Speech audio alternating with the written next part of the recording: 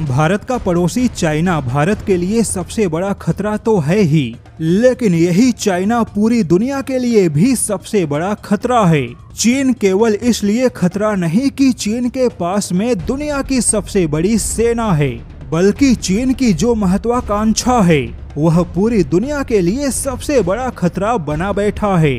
अब यहाँ पर अगर भारत को भी चीन के टक्कर में चीन के खतरे और चीन के महत्वाकांक्षा को जवाब देना है तो भारत की सेना को कुछ नियम और कानून में बड़ी छूट मिलनी चाहिए। जैसा कि पिछले साल भारत की सेना को लद्दाख में अपनी तैयारियों को मजबूत बनाने के लिए गोला बारूद का नया भंडार बनाने की आवश्यकता थी, तो यहाँ पर भारत की सेना बिना पर्यावरण मंत्रालय के मंजूरी के बिना कोई भी गोला बारूद का भंडार नहीं बना सकती। तो ऐसे में सेना ने रक्षा मंत्रालय से कहा, फिर उसके बाद रक्षा मंत्रालय ने पर्यावरण मंत्रालय से पर्यावरण की मंजूरी मांगी। अब यहाँ पर हमारी सेना को पर्यावरण की मंजूरी तो मिल गई, लेकिन पर्यावरण की मंजूरी मिलने में 3 महीनों का समय लगा। हालांकि 2014 से पहले सेना को ऐसी कोई भी मंजूरी पाने में 1 साल से भी ज्यादा का समय लगता था,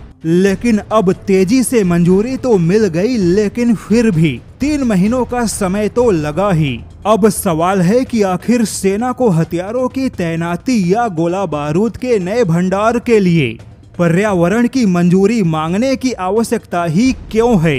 क्या सेना को ऐसे नियम में छूट नहीं मिलनी चाहिए?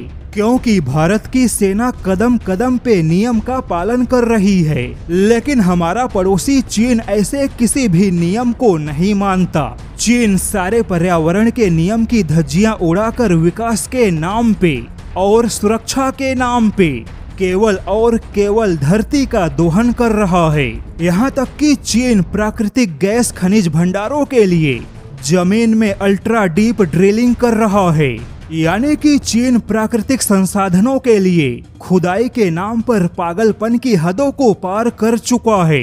हथियारों का परीक्षण हो या फिर मिसाइल के साइलो बनाना, हथियारों की तैनाती करना हो या फिर गोला बारूद के भंडार बनाना, कहीं पर भी चीन ने प्राकृतिक नियमों का कोई पालन नहीं किया। लेकिन भारत की सेना अब भी कदम कदम पे पर्यावरण के नियम का पालन कर रही है। हमारे पड़ोसी दुश्मन चाइना ने पहाड़ों में भी खुदाई करके मिसाइल के साइलो बना दिए और उन्हीं साइलो में मिसाइलों को भी तैनात किया, जिसके लिए चीन की सेना को किसी भी पर्यावरण के मंजूरी की आवश्यकता नहीं पड़ी।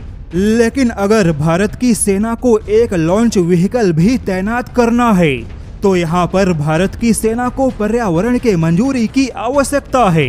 हालांकि बेशक भारत एक लोकतांत्रिक देश है, यहाँ पर पर्यावरण के नाम पर विरोध करने वाले भी बहुत हैं, लेकिन सरकार को इस मामले में अवश्य ही सेना को छूट देनी चाहिए।